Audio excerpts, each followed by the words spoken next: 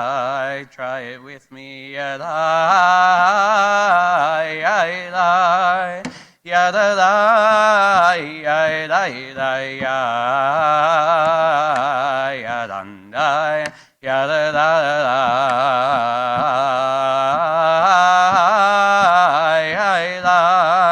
Yadai, yadai, yadai,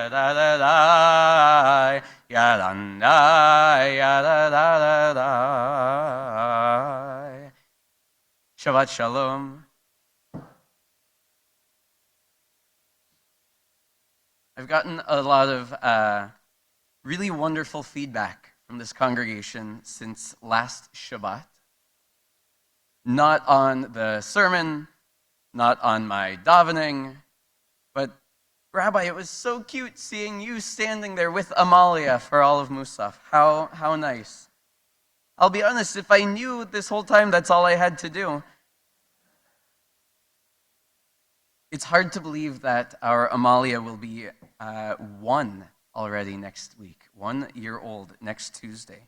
She, as many of you have seen, really wants to walk. And she's been talking as well, which is exciting. She's got the important words down, mama and chala. And we think, well, we're pretty sure she's been saying Abba recently too. It comes out sounding like Ada. So really, it could be any number of things. I think she could be saying hi there, Ada, hi there, which that would be super cute. But I do like knowing that she knows who I am. I know that I walk into the room and she says Ada, or she's over there in the quiet room and sees me and says Ada. I don't know if she knows what names are yet. But I do know that whenever I hear Ada, Ada, I light up because that's her name for me, I think. And it means recognition, right? There's something there that symbolizes our connection and our relationship. As we grow older, names take on even more weight. They don't just identify us, they represent what we stand for, what we're responsible for, and what we are willing to attach ourselves. Which raises a question, what does it mean to put your name on something? We do it all the time. We sign our name to a letter, and it means I stand behind this. We put our name on a building, and it means this represents what I value. We attach our name to a project, and it means this is mine.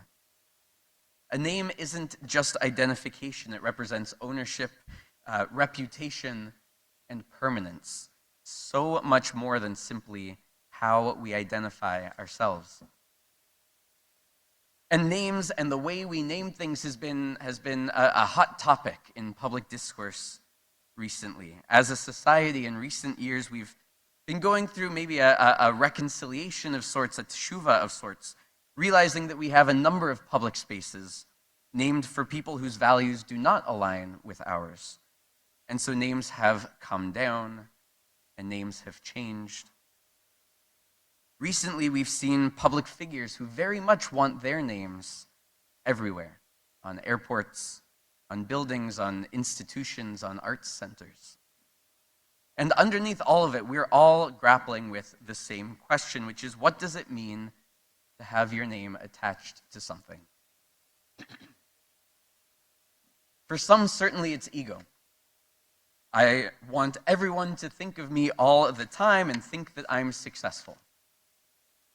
For others, putting a name on something is an expression of values and a way to create legacy. Not only association while I'm right here in front of you, but I want to be associated with it forever. I think that's why it makes sense that the Torah is known as the 5 books of Moses. It's really his book, his story.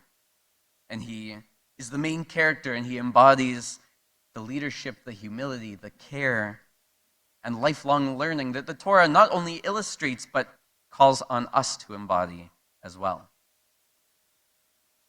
All of that makes it so much weirder that Moshe's name is not mentioned even once in this week's Parsha. For the first time since his birth, and only time until the end of the Torah, we didn't hear Moshe's name in the Torah reading today. Now, to be clear, Moshe is present, right? He's alluded to, he's spoken to and about, he's just not named. The very first word of the Parsha, ve'ata, and you shall instruct. The you, we know, is obviously Moshe. But it doesn't say that, and so this is the only Torah portion, since he's been around, where we do not hear his name.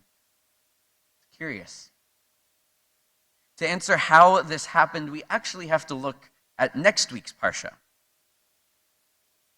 This is a good opportunity, just before we do, to remind us all of a concept in Torah study, Torah scholarship, called Ein Mukdam Umeuchar Batorah. There's no before and after in the Torah. Ein Mukdam, like Kodem, Umeuchar, like Achar, like after. There's no before or after in the Torah.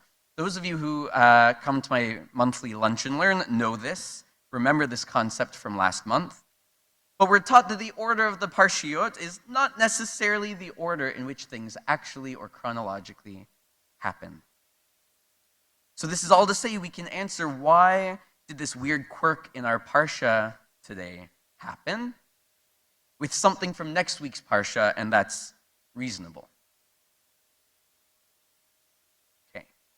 Next week in Ki Tisa, we'll read the story about the golden calf. When Moshe goes up Mount Sinai, the Israelites get anxious because he's not coming back, not coming back, not coming back. So they build themselves a god to worship, a golden calf. As upset as Moshe is when he sees this, and he is, he eventually gets over it and has to calm God down too.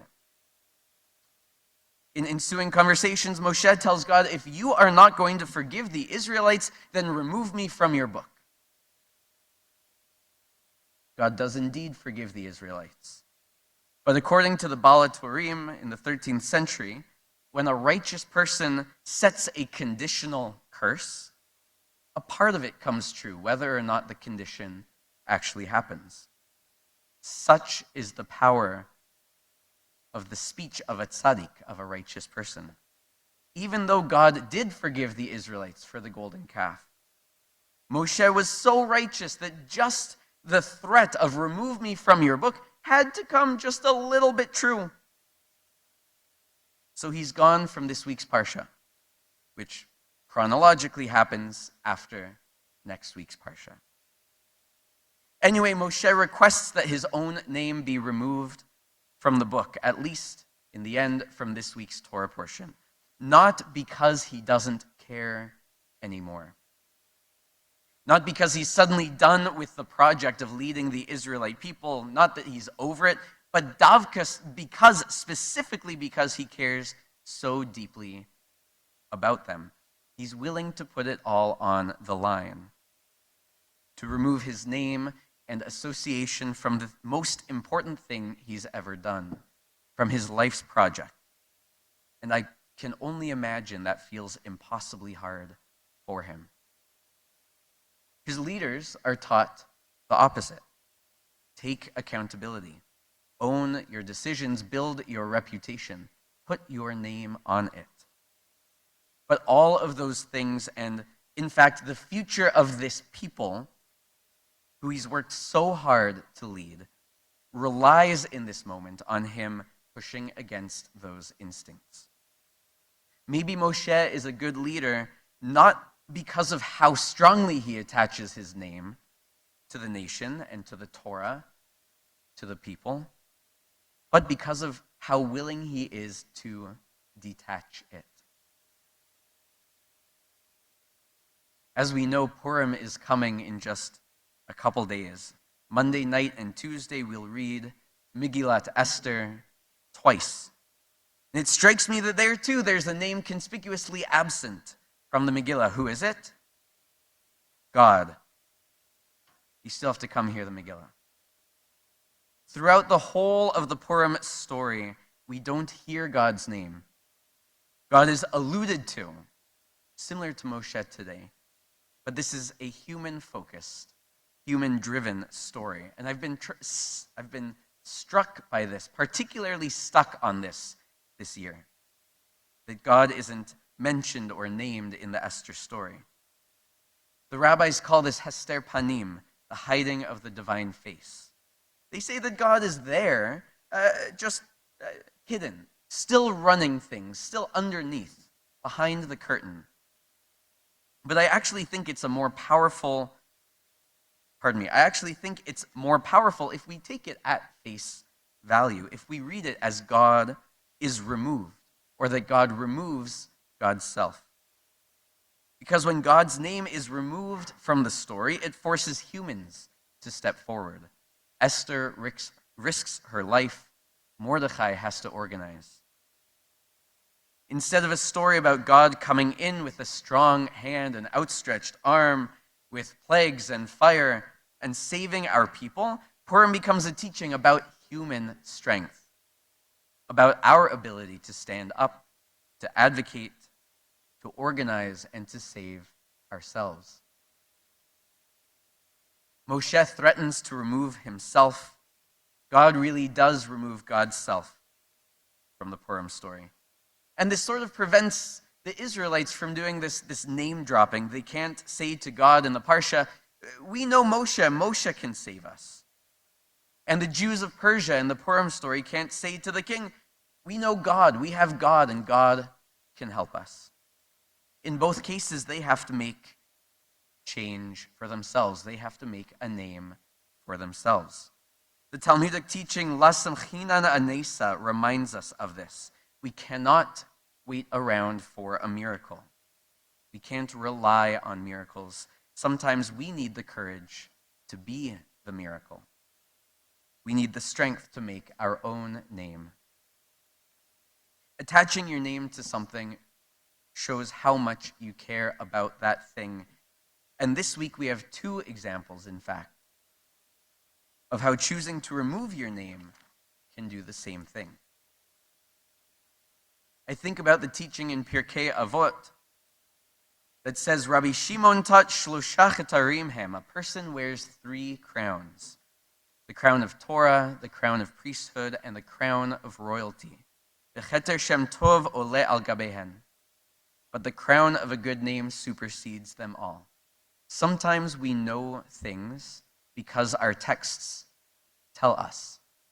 Other times, our traditional texts tell us what we already know, that the crown of a good name supersedes them all.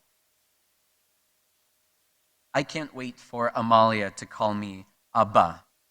My sister's a speech pathologist. I'm going to, kind of have her work on that maybe. But even more than that, I feel excited to see the name she makes for herself. As our Torah teaches us, our names will live on long after we are gone.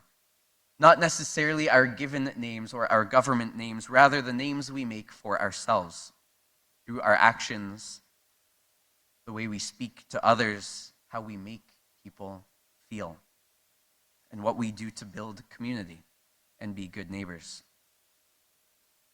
That's the lesson, I think, from Moshe in today's Parsha and God in the Megillah. Moshe removes his name, not because he disengages from the people, but because he loves them so much. And God doesn't disappear from the Jews, rather God's step back pushes the Israelites to make a name for themselves. One day, none of us will control what people remember about us. Our names will live on not because they're on every building, but because of how we showed up for other people, how we took responsibility, and how we had the courage to make our own names. Ken yehi ratzon v'nomar amen. Shabbat shalom.